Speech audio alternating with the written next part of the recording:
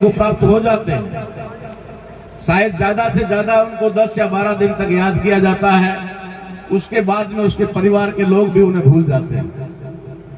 लेकिन इस धरती पर और इस समाज के अंदर मानवता के लिए जो लोग महान काम करते हैं, उन महान लोगों को महापुरुष कहा जाता है और उन महापुरुषों की जयंतियां हम लोग मनाते हैं।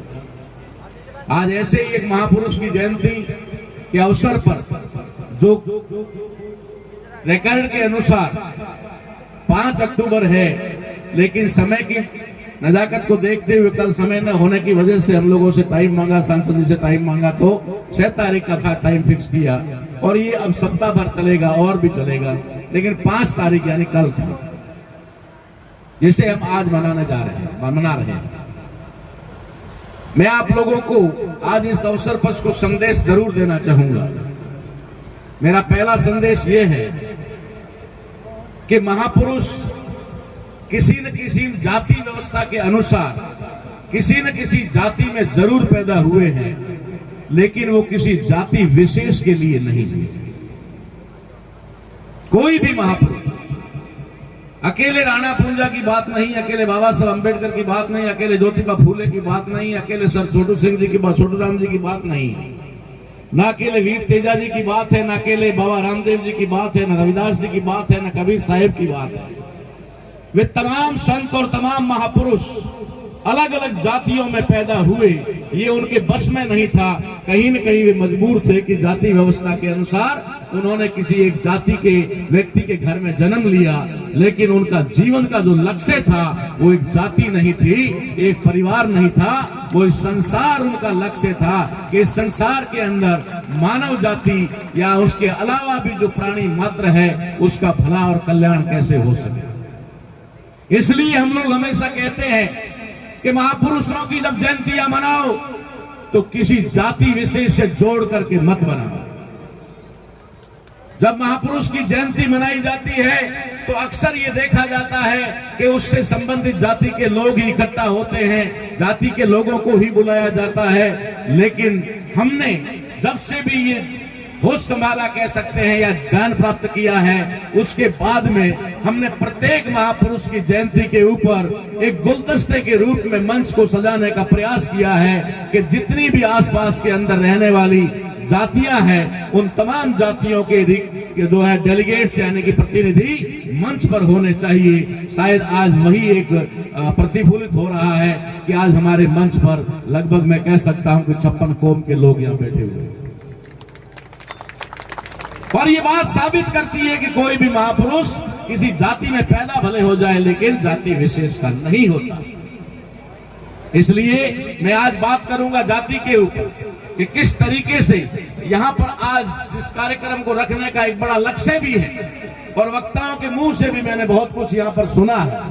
और ये सारी जानकारी पूरे भारत के अंदर 5,000 तहसीलों का या लगभग कह सकते हैं कि 3 लाख से ज्यादा गांवों का दौरा करने के बाद मुझे ये जानकारी मिली है कि यहाँ पर भी मेरे बगल में, मैं बाड़मेर जिले का हूँ, ज्यादा दूर का नहीं, अभी बालोतरा जिला बन गया है। मुझे पता है कि यहाँ पर हमारे भाइयों के साथ में किस प्रकार का भेद हो रहा है।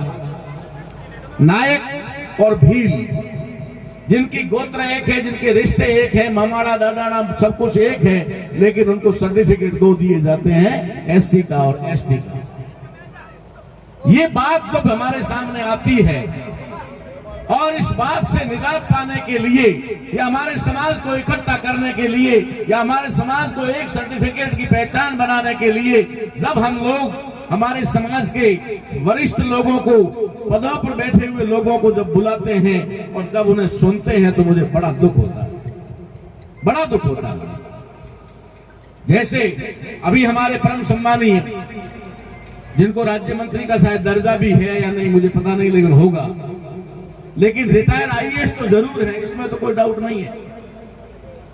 और अगर 30-35 साल तक आईएएस की नौकरी की है और उसके बाद में जब उनको मंत्री का दर्जा मिला और मंत्री का दर्जा मिलने के बाद जब आज में आप लोगों ने धनारी के अंदर मंच उपलब्ध करवाया, तो उनके मुंह से एक बात सुनकर के मैं बड़ा हैरान हो गया। उन्होंने कहा कि मुझे सरकार ने या पार्टी ने अनुसूचित जाति वित्त आयोग का चेयरमैन बनाया और मेरे दिल में तमन्ना है कि नायकों को एसटी में शामिल किया जाए।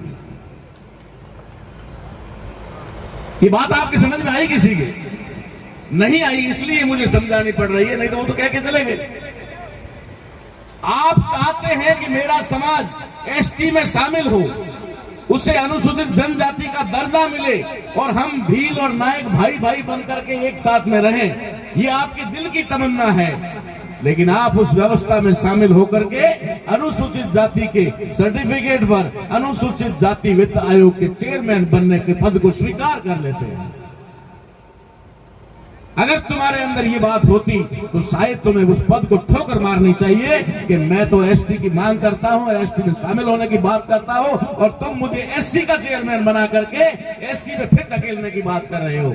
ये बात थोड़ी समझने और गौर करने वाली होती है साथियों। हम लोग थोड़े भोले भाले ज्यादा ही हैं, हमें समझाते समझाते कभी वर्ष हो गए हैं, लेकिन उसके बावजूद भी हमें थोड़ी दिक्कत अभी भी आ रही है। ये मामला खाली यहाँ पर नायक और भील का नहीं है। आप टोंक जिले में जाकर के देखिए, वहां पर रहने वाले निषाद कश्यप, ये जो वहां पर लोग हैं केवट, ये सारे के सारे लोग वहां ओबीसी में डाले हुए हैं, ओबीसी में डाले हुए हैं। वे लोग असल में भील हैं, लेकिन उनको ओबीसी का सर्टिफिकेट मिल रहा है। टोंक जिले में, आपके ही बार राजस्थान की बात कर रहा हूं। उत्तर प्रदेश में जब मैं ढूंढने गया कि यहाँ पर एससी तो है लेकिन एसटी कहाँ है, और कहीं आधा % है तो नहीं के बराबर है, तो ये यूपी का एसटी गया कहाँ?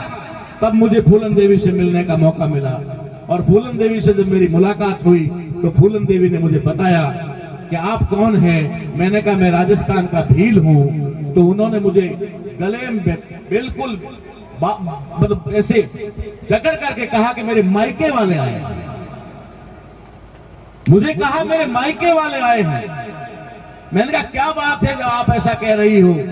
उन्होंने कहा कि हम भील हैं, हम निषाद के वंशज हैं, लेकिन हमें यहाँ यूपी सरकार ने ओबीसी में डाल रखा है।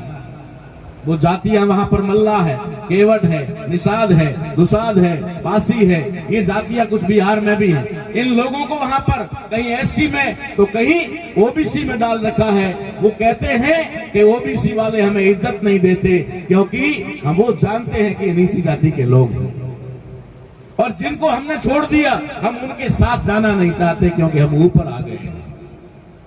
ये इस प्रकार का दोगला व्यवहार हमारे साथ में किसने किया? एक बहुत बड़ी बात यहाँ पर आई थी, जो सुनने के लिए आई थी कि हमें न्याय नहीं मिल रहा, हमें न्याय नहीं मिल रहा। ये 52% आंकड़ों के अनुसार, लेकिन 2011 की जनगणना की अगर आंकड़ा को उजागर किया जाए तो 71% ओबीसी, 71% ओबीसी कह रहा है हमारे साथ न्याय नहीं हो रहा। कह रहा है कि नहीं कह रहा है? मैं बात ये यहाँ इसलिए कह रहा हूं कि यहाँ एससी भी है, एसटी भी है, ओबीसी भी है, सभी लोग हैं। 71% ओबीसी कह रहा है कि हमारे साथ न्याय नहीं हो रहा। 18% एससी कह रहा है हमारे साथ न्याय नहीं हो रहा। 8-8.5% भारत के अंदर रहने वाला शेड्यूल ट्राइब कह रहा है हमारे साथ न्याय नहीं हो रहा। अरे तुम मिला करके 97% हो रहे हो, और 97% अगर भारत की आबादी कह रही है कि हमारे साथ में न्याय नहीं हो रहा है, तो ये अन्याय करने वाला है कौन? ये अन्याय करने वाला है कौन? इस अन्याय करने वाले को हमें ढूंढना पड़ेगा, और ढूंढेंगे तो हमें पता चलेगा कि भारत के अंदर जब लोकतंत्र और भारत का संविधान लागू हुआ, तो भारत के संविधान लागू होने के साथ ही इस देश के अंदर बाबा साहब अम्बेडकर ने एक महान काम किया कि इस देश की 6743 जातियां जो थी, उनको बाबा साहब अम्बेडकर ने 3 बड़े समूहों में शामिल कर दिया। 3743 जातियां जो मंडल आयोग के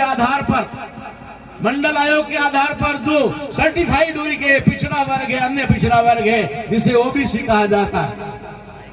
1848 जातियां जिन्हें शेड्यूल कास्ट का सर्टिफाइड है, 1848 जातियां एक सर्टिफिकेट है, लेकिन शेड्यूल कास्ट के लोग, शेड्यूल ट्राइब के लोगों को भी 1152 जातियों को एक सर्टिफिकेट है। ये बाबा साहब अम्बेडकर ने हमारा वर्गीकरण किया, वर्गीकरण करके हमें 3 समूहों में शामिल किया और जोड़ने का काम किया। लेकिन जब आरक्षण के नाम पर ये मामला आया तो उन्होंने हमारे लोगों के साथ में फिर से वही दोगला व्यवहार किया और जहां वो एसटी थे उनको ओबीसी में डाला, जो ओबीसी के थे उनको एसटी में डाला, उल्टा सीधा करके हम लोगों के साथ में अन्याय किया।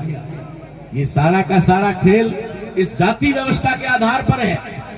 ये जाति व्यवस्था जो इस देश के अंदर सदियों से एक बीमारी बनी हुई है, जातियां अपने आप में एक राष्ट्र बनी हुई है, इसलिए भारत राष्ट्र नहीं बन पा रहा।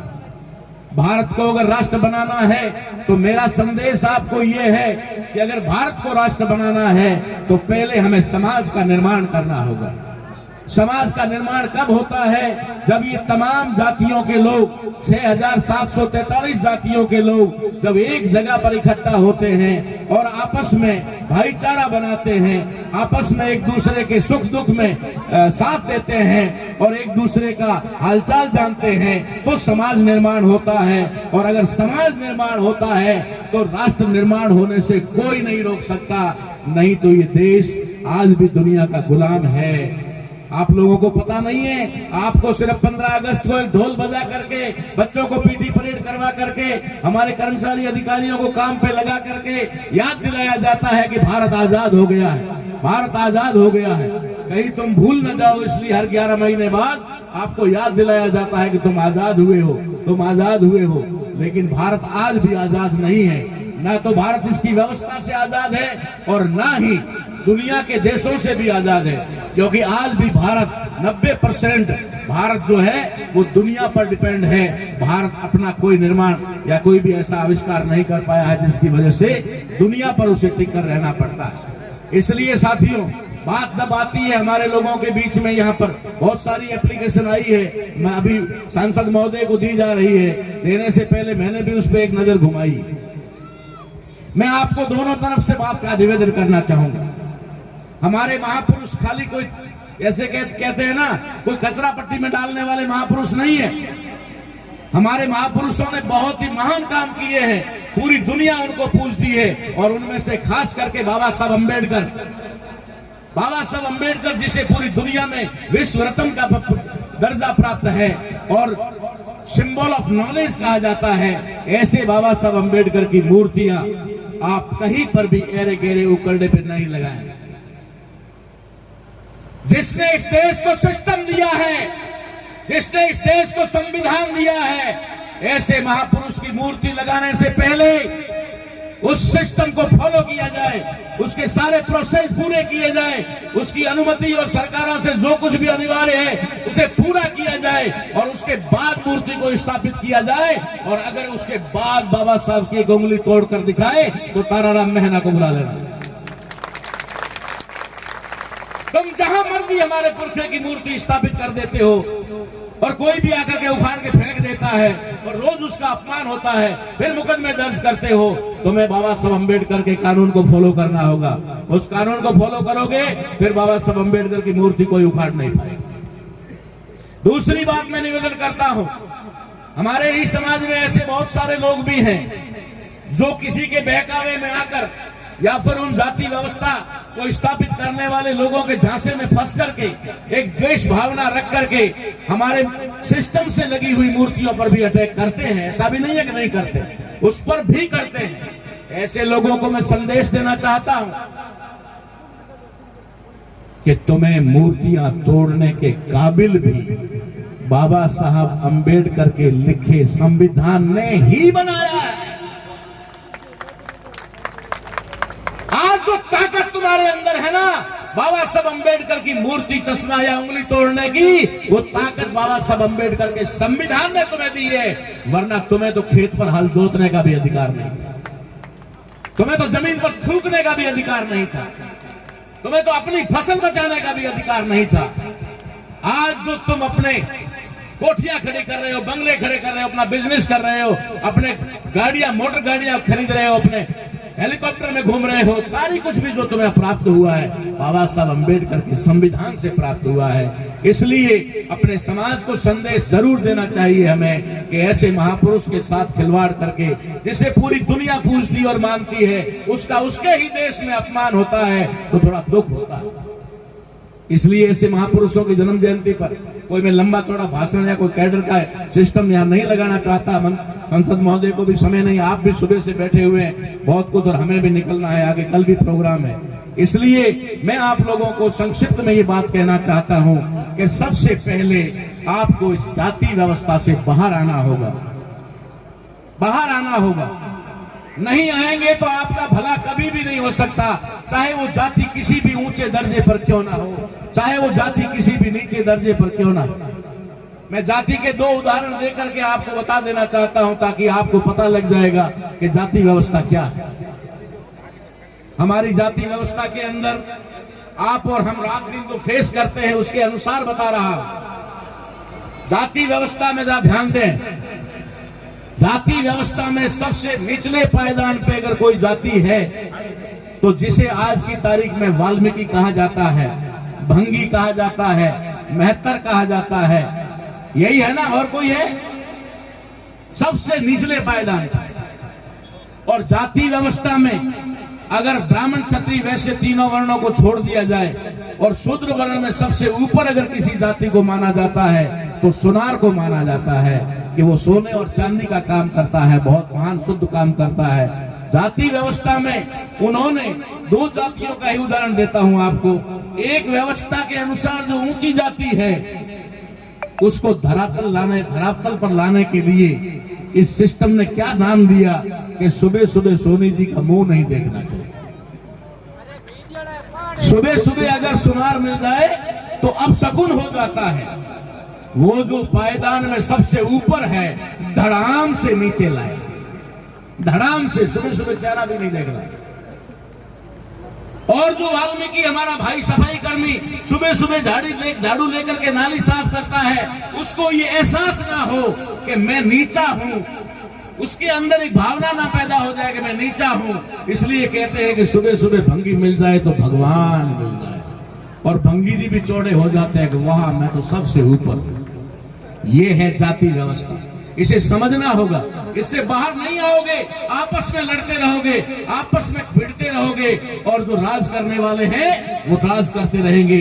इसलिए आपको एक संदेश देने के लिए आया हूं कि अगर किसी महापुरुष की जन्म जयंती मनाते हो तो उस जयंती के अंदर सभी जातियों के लोग एक समाज बनकर के जैसे आज यहाँ उपस्थित हैं वैसे रहें, तो ही हम अपने महापुरुषों के प्रति सच्ची श्रद्धांजलि अर्पित कर पाएंगे या फिर उनको सही इज्जत या सही कहते सम्मान दे पाएंगे।